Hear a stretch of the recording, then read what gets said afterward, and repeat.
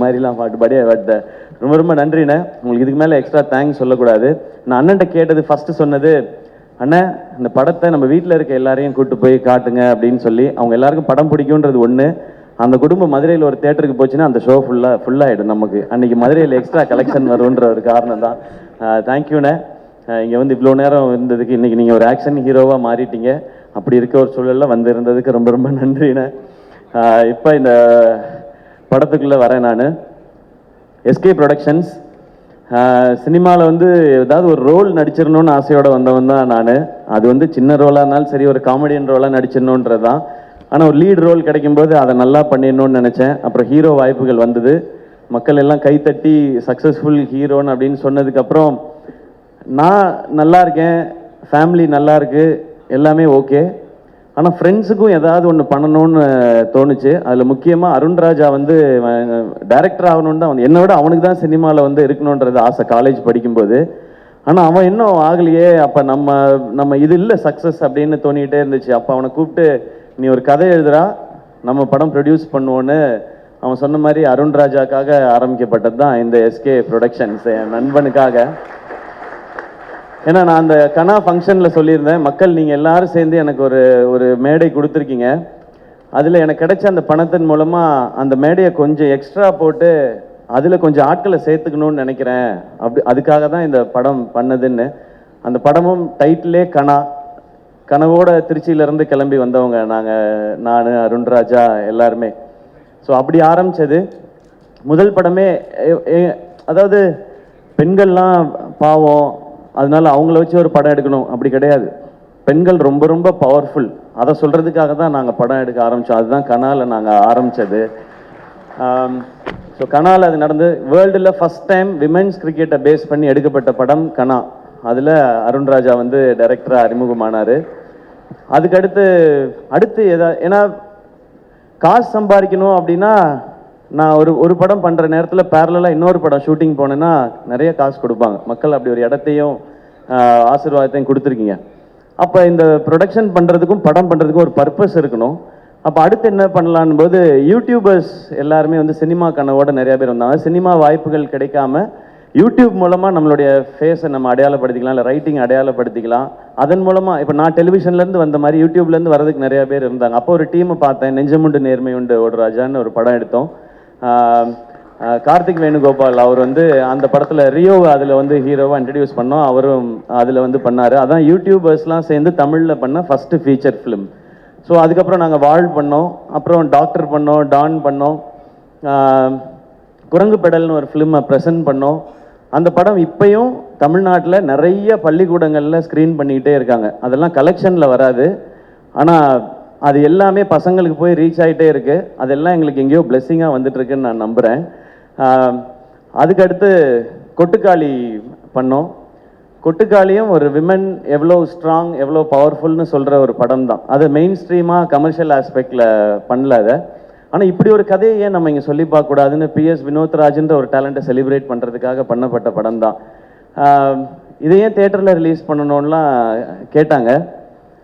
ஏன் தேட்டரில் ரிலீஸ் பண்ணக்கூடாது, இந்த மாதிரி படத்தை ஆடியன்ஸ் ஒரு தடவை முயற்சி பண்ணிட்டோம். நான் டீம்கிட்ட சொன்னது அதான், இந்த படத்துக்கு 2 ரியாக்ஷன் தான் இருக்கும். ஒன்று எக்ஸ்ட்ரீமாக பாராட்டுவாங்க, இல்லைன்னா எக்ஸ்ட்ரீமாக திட்டுவாங்க, எங்களுக்கு ரொம்ப ஸ்லோவாக இருக்குது புரியல. ஆனால் இது ப்ராக்டிஸ் ஆரம்பிக்கும், இதில் நடித்த எல்லாரும் வெளியில் தெரிய ஆரம்பிப்பாங்கன்னு. நான் கொட்டுக்காளியோட சக்ஸஸை நேற்றும் இன்றைக்கும் நான் ஃபீல் பண்ணிட்டேன். ஏன்னா அங்கே ஃபிலிம்ஃபேர் அவார்டுக்கு போயிருக்கும்போது மொத்தம் 8 அவார்டு அமரனுக்கு கிடச்சிது, 2 அவார்டு கொட்டுக்காளி கிடச்சிது. அதில் ஒன்று பெஸ்ட்டு டைரக்டருக்கானது, இன்னொன்று பெஸ்ட்டு ஆக்ட்ரஸ்க்கானது. பெஸ்ட் ஆக்டரில் சூரியனும் நானும் நாமினேஷனில் இருந்தோம். நான் ஜெயிச்சிட்டேனே, தேங்க்யூண்ணே. அங்கே நான் அது உணர்ந்தேன். 2வது முறையாக அந்த கொட்டுக்காளியோட சக்ஸஸை உணர்ந்தது தங்கச்சி இங்கே பேசும்போது. எங்களெல்லாம் யாருக்காவது தெரியுமான்னு நான் நினச்சிக்கிட்டே இருந்தேன். எங்களை எல்லாருக்கும் தெரியுது, அது காரணம் கொட்டுக்காளின்னு சொன்னாங்க. இந்த ஒரு காரணத்துக்காக தான் இங்கே படம் எடுக்கப்படுது. எத்தனையோ பேர் தேட்டரில் எங்கள் மூஞ்சி வராதான்னு கேட்குறாங்க. இதை வந்து நீ தேட்டரில் ரிலீஸ் பண்ணலாம். இந்த தேட்டரில் இல்லை, நாங்கள் உலகம் ஃபுல்லாக தேட்டரில் ரிலீஸ் பண்ணோம் கொட்டுக்காளியை. பெர்லினில் பார்த்தாங்க, ஜப்பானில் பார்த்தாங்க, ரஷ்யாவில் பார்த்தாங்க. நீங்கள் ரஷ்யாக்கெலாம் போனீங்கன்னா நீங்கள் தான் என்னோட ஜாஸ்தி ஃபேமஸாக இருப்பீங்க. நீங்கள் எல்லாரும் போய் பாருங்கள் அந்த பக்கம் பெர்லின், ரஷ்யாலெல்லாம்.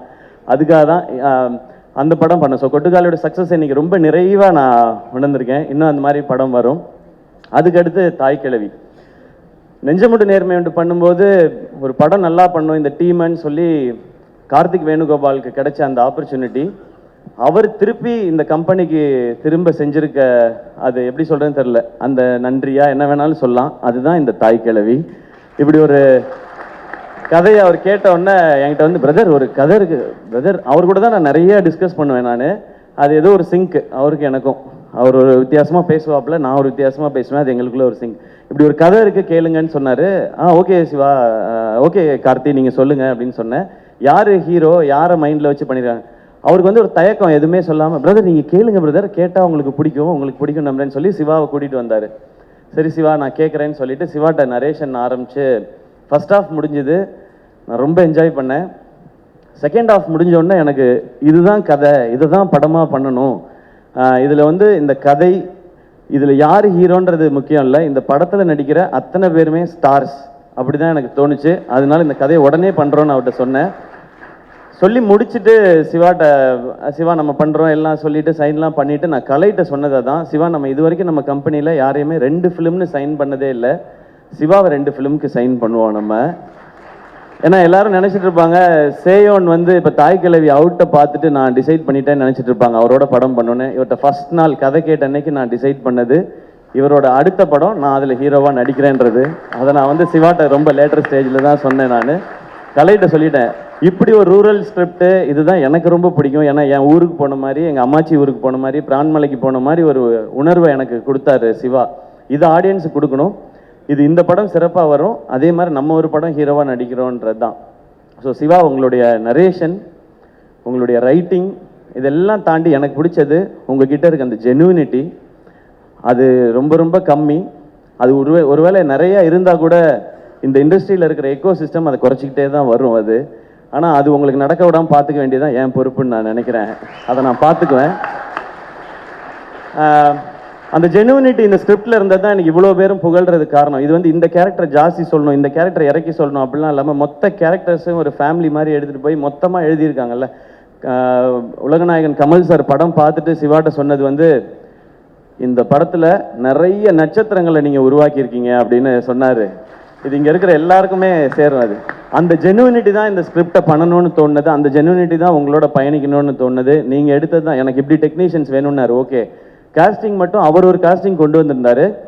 இல்லை இது வந்து நம்ம இப்படி பண்ணலாம், அப்போ தான் இன்னும் வைடராக ரீச் ஆகும் அப்படிங்கிறத வச்சு பண்ணது. அப்புறம் ஃபைனலாக யார் இந்த ரோலை பண்ண போகிறாங்கன்னா ராதிகா மேம் அப்படின்னு சொன்னார். நான் ஏற்கனவே பேசியிருக்கேன், ஆனால் இந்த மேக்கப் அதெல்லாம் கொஞ்சம் இருக்கும்போது மேம் இது இந்த படம் பார்த்த எல்லாரும் நாங்கள் சொல்கிறோம், பட் இந்த படம் பார்த்த இதுக்கப்புறம் மக்கள் எல்லாரும் சொல்லுவாங்க, உங்களை தவிர இதை பண்ணுறதுக்கு எனக்கு தெரிஞ்சு இந்தியாவில் ஆள் கிடையாது மேம் இந்த ரோலை பண்ணுறதுக்கு. இதை நாங்கள் வந்து ஒரு சினிமா எக்ஸ்பீரியன்ஸ்லேயோ ஹீரோலையோலாம் சொல்ல மேம், ஒரு ரசிகனாக சொல்லிக்கிட்டு இருக்கேன் மேம். உங்களுடைய அண்ட் ரொம்ப தேங்க்ஸ் மேம். ஏன்னா நடுவில் என்னாச்சுன்னா அவங்களுக்கு நீ ப்ராப்ளம் வந்து ஆப்ரேஷன் பண்ணால் தான் அதுக்கப்புறம் அவங்களுக்கு அந்த பெயின் குறையும்னு சொன்னாங்க. அதனால மேம் வந்து கேட்டிருந்தாங்க அந்த ஆப்ரேஷன் முடிச்சுட்டு வந்து கண்டினியூ பண்ணலாமான்னு. பட் நடிச்சுட்டு இருக்க எல்லாருமே, எல்லா ஆர்டிஸ்ட்டுமே பயங்கர பிஸியான ஆர்டிஸ்ட். நீங்கள் அவங்க டேட்டை இப்போ 10 நாள் விட்டிங்கன்னா திரும்ப எல்லாரையும் அசம்பிள் பண்ணுறது ரொம்ப கஷ்டம். நான் சொன்னேன், கலை ப்ரோ எதுவுமே பேசாதீங்க மேம்கிட்ட, காலில் படார்னு விழுந்துருங்க, வேறு வழியே கிடையாது, இதை மிஸ் பண்ணோன்னா நமக்கு கிடைக்காது, நீங்கள் மேம்கிட்ட போய் சொல்லணும். அப்புறம் மேம்கிட்ட எக்ஸ்பிளைன் ஒன்று புரிஞ்சுக்கிட்டாங்க. மேம் நீங்கள் நடக்கிற மாதிரி இருக்க போர்ஷன் மட்டும் அப்புறமா எடுத்துக்கிறோம், அதில் நீங்கள் மட்டும்தான் இருக்கீங்க, மற்றதெல்லாம் எல்லாரோடையும் எடுத்து முடிச்சிடறோன்னு சொல்லி ஒரே ஸ்கெடியூலில் எடுத்து முடித்தோம். அப்படி பண்ணாதான் இது பண்ண முடியும். ஏன்னா இன்னைக்கு நம்ம இந்த பக்கம் உட்காந்து படம் நல்லா வந்திருக்குன்றதுக்கு அப்புறம் நம்ம இதை பண்ணிட்டு இருக்கோம்.